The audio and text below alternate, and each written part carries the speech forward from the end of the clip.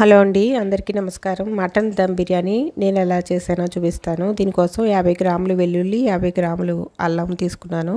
దాంట్లోకి మసాలాలు ధనియాలు 2 టేబుల్ స్పూన్లు, జీలకర్ర 1 టేబుల్ స్పూను, అనాస పువ్వు 1, దాల్చిన చెక్క 1, మరాఠీ మొగ్గ 1, కొద్దిగా జాజికాయ ముక్క, 5 ఇలాచీలు, ఒక 8 వరకు లవంగాలు, కొద్దిగా మిరియాలు, ఒక హాఫ్ టేబుల్ స్పూన్ వరకు, కొంచెం జాపత్రి, కొద్దిగా ఇవన్నీ వేసేసుకుని మిక్సీ పట్టుకుని ఉంచుకోవాలి. దీంట్లోకి గసగసాలు కూడా వేయాలి, 1 టేబుల్ స్పూను. మర్చిపోయాను నేను, అందుకోసం దాన్ని విడిగా పేస్ట్ చేసి పెట్టుకున్నాను. ఫ్రైడ్ ఆనియన్స్ తయారు చేసి పెట్టుకోవాలి. పుదీనాను కూడా ఫ్రై చేసి పెట్టుకోవాలి. దానికోసం మనం బాండీ పెట్టుకొని ఆయిల్ నెయ్యి కలిపి వేసుకోవాలి. దీంట్లోనే మనం ఫ్రైడ్ ఆనియన్స్, పుదీనా, పచ్చిమిర్చి వేయించి పెట్టుకోవాలన్నమాట పక్కకి. ఈ ఆయిల్ని మటన్ మ్యారినేట్ చేసినప్పుడు వేసేస్తే సరిపోతుంది. ఫ్రైడ్ ఆనియన్స్ కోసం మీడియం హీట్ మీద కలుపుతూ వేయించుకోవాలి. ఈలోపు మిక్సీ పట్టేసుకుని వచ్చేద్దాము. నేను పేస్ట్ రెడీ చేసి పక్కన పెట్టేసుకున్నాను. ఫ్రైడ్ ఆనియన్స్ కూడా ఒకవైపున రెడీ అయిపోయాయి, తీసి పక్కన పెట్టేసుకోవాలి. దాంట్లోనే పుదీనా కూడా వేసుకుని గలగలమనే వరకు వేయించుకోవాలి. వేయించి తీసి పక్కన పెట్టుకోవాలి.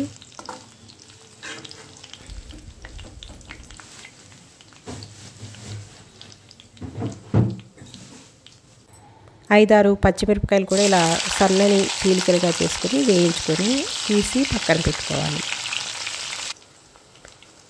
ఈ ఆయిల్ని మనం మటన్ మ్యారినేట్ చేసినప్పుడు వాడుకోవచ్చు. కిలో మటన్ అండి ఇది. దీంట్లోకి తగినన్ని మసాలాలు వేసుకుందాం. దీంట్లోకి 1 టేబుల్ స్పూన్ వరకు ఉప్పు వేస్తున్నాను. మీ టేస్ట్కు తగ్గట్టుగా ఉప్పుని అడ్జస్ట్ చేసుకుని వేసుకోండి. కారం 2 టేబుల్ స్పూన్ల వరకు వేసాను.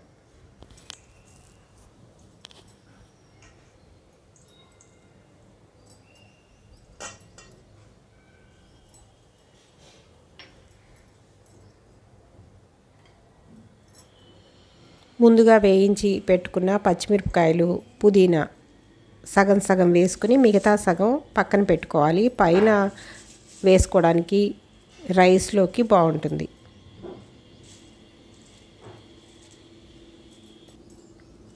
అలాగే ఫ్రైడ్ ఆనియన్స్ కూడా సగం వేసుకుని మిగతా సగాన్ని పక్కన ఉంచుకుందాం.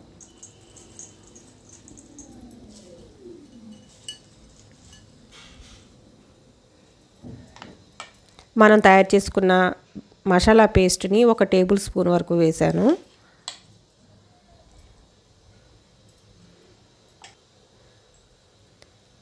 కొద్దిగా పసుపు, ఈ వేయించుకోగా మిగిలిన నెయ్యి, నూనె మిశ్రమాన్ని, ఒక చిన్న నిమ్మకాయని పిండుకోవాలి. ఏదైనా బిర్యానీ పేస్ట్ని 1 స్పూన్ వేసుకుంటే టేస్ట్ కొంచెం బాగుంటుందని వేస్తున్నాను. లేదు అంటే కనుక మనం తయారు చేసుకున్న పేస్ట్ని ఇంకొక స్పూన్ వేసుకుంటే సరిపోతుంది. అలాగే కమ్మటి పెరుగు 1 కప్పు తీసుకుని వేసుకోవాలి.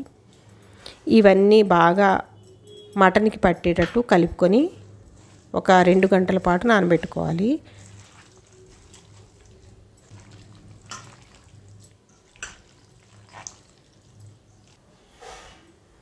ఒక కట్ట కొత్తిమీరని శుభ్రంగా కడిగేసి తరిగి వేసుకుని ఇందులో కలిపేసుకోవాలి. గసగసాలు వేయలేదని చెప్పాను కదా, దాన్ని పేస్ట్ చేసి 1 టేబుల్ స్పూన్ వరకు గసగసాలు పేస్ట్ వేస్తున్నాను. మటన్లోకి గసగసాలు పేస్ట్ అనేది కంపల్సరీగా వేసుకోవాలి, అప్పుడే టేస్ట్ బాగుంటుంది. ఇలా కలిపేసి అన్నిటినీ నానబెట్టుకొని పక్కన పెట్టుకోవాలి. మనం బిర్యానీ చేయడానికి ఒక అరగంట ముందు రైస్ నానబెట్టుకోవాలి. దీనికోసం బాస్మతి రైస్ 3 గ్లాసులు తీసుకుంటున్నాను. అంటే కేజీ మటన్కి కేజీ రైస్ వేసుకోవచ్చు. నాకు రైస్ అంత అవసరం లేదని చెప్పి 3 గ్లాసులే వేసాను. 4 గ్లాసుల రైస్ కూడా వేసుకోవచ్చు. ఇప్పుడు మనం బిర్యానీ ప్రాసెస్ మొదలు పెట్టేద్దాము. కొంచెం వెడల్పాటి గిన్నెని తీసుకోవాలి. ఆ గిన్నెలోకి కొద్దిగా నెయ్యి, ఒక 2 టేబుల్ స్పూన్ల వరకు నూనె, 2 స్పూన్లు నెయ్యి వేసుకొని దాంట్లోకి మనం నానబెట్టి ఉంచుకున్న మటన్ మిశ్రమాన్ని వేసుకొని కలుపుతూ ఉడికించుకోవాలి. మటను దాదాపుగా ఒక 70% వరకు ఉడికిపోయేంత వరకు ఇలా సిమ్లో ఉంచుకొని దీంట్లో వాటర్ వస్తుంది. ఆ వాటర్తో పాటు ఉడికిపోతుంది. వాటర్ అంతా కొంచెం ఇంకిపోయేంత వరకు ఉడికించుకోవాలి నెమ్మదిగా. దీనికోసం ఒక అరగంట పైనే పడుతుంది టైము.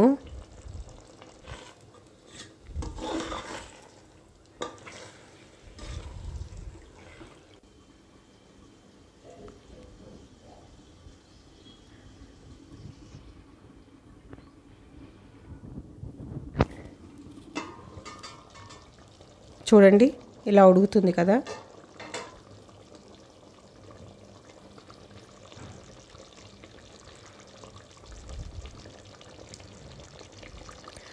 సిమ్లో పెట్టేసుకుని అలా ఉడికించుకుంటే బాగా మెత్తగా ఉడికిపోతుంది ముక్క. మనకి రైస్ కూడా నానిపోయి ఎలా అయ్యాయో చూడండి. దాదాపు అరగంట అయిపోయింది. ఇప్పుడు రైస్ని ఉడికించుకోవడం కోసం నీళ్లు మనం పెట్టుకుని రైస్ ఉడికించుకుందాము. మటన్ కూడా చాలా వరకు ఉడికిపోయింది కదా. దీంట్లో నీళ్ళల్లోకి వేసుకోవడానికి మసాలాలు మరాఠీ మొగ్గ, షాయి జీరా, చిన్న దాల్చిన చెక్క, రాతి పువ్వు, అనాస పువ్వు, జాపత్రి, 3 ఇలాచీలు, 4-5 లవంగాలు ఇవన్నీ వేసేసుకుని బిర్యానీ ఆకు కూడా వేసుకుని తగినంత ఉప్పు వేసుకోవాలి. రైస్ ఉడకడానికి పెడుతున్న నీళ్ళు అన్నమాట ఎసరు. దీనిలోకి సరిపడినంత ఉప్పు కూడా వేసేసుకుని నీళ్లు బాగా మరిగించుకోవాలి. నేను ఈ మటన్ని పక్కన స్టవ్ మీదకి మార్చేసుకుంటున్నాను. ఇది పెద్ద స్టవ్ కదా, దీని మీదకి పెడుతున్నాను. దీని మీద వాటర్ బాయిల్ చేసుకోవాలి. బాగా హీట్ ఎక్కువ మీద బాయిల్ చేయాలన్నమాట రైస్ కూడా, లేకపోతే మెత్తగా అయిపోతుంది. హై ఫ్లేమ్ మీద రైస్ని ఉడికించుకోవాలి.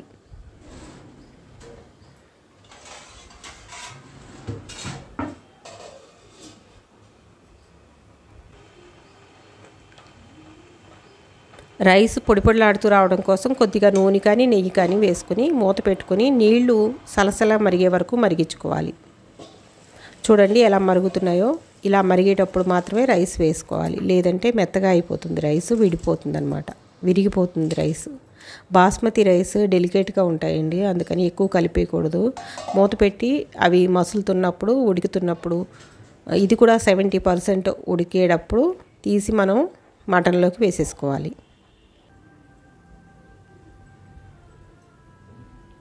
పట్టుకుని చూడండి కొద్దిగా పలుకు ఉండాలి. అలా అయితేనే మనకి బిర్యానీ పొడి పొడిలాడుతూ వస్తుంది. రైస్ మొత్తం ఉడికిపోతే మెత్తగా అయిపోతుంది బిర్యానీ. ఇప్పుడు నాకు సరిపడా ఉడికిపోయింది. ఇది కిందకి పెట్టేసుకుని ఈ స్టవ్ మీదకి నేను మటన్ గిన్నె పెట్టేస్తాను, బిర్యానీ గిన్నె.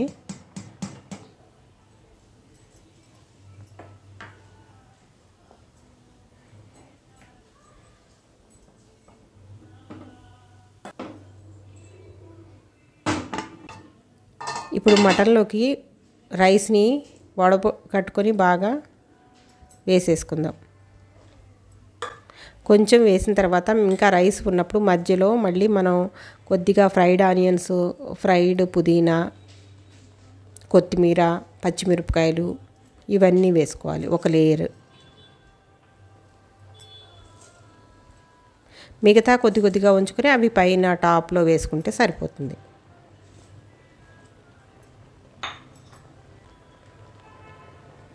ఇప్పుడు రైస్ ఇంకొక లేయర్ లాగా వేసేసుకుందాం. మిగతా రైస్ అంతా వేసేసుకుని దీనిపైన కూడా మనం మిగిలిన ఆనియన్స్, పుదీనా, కొత్తిమీర అన్నీ వేసేసుకుని సిమ్లో ఉంచుకుని మూత పెట్టి ఒక పావు గంట వరకు సిమ్లో పెట్టేస్తే మనకి మటన్ బిర్యానీ రెడీ అయిపోతుంది.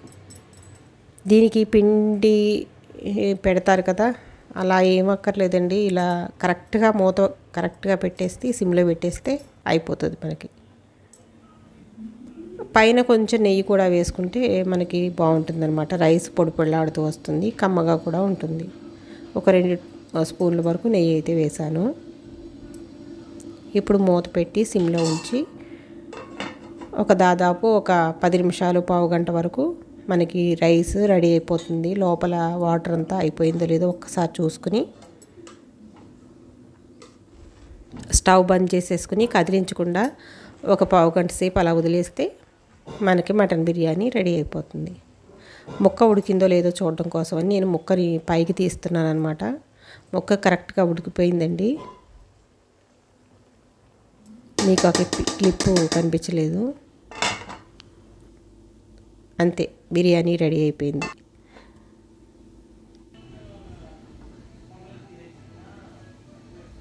ఒక 10 నిమిషాలు పావు గంట అలా వదిలేసి మనం సర్వ్ చేసుకోవచ్చు తినే ముందు. అంతేనండి. వీడియో నచ్చితే లైక్ చేయండి.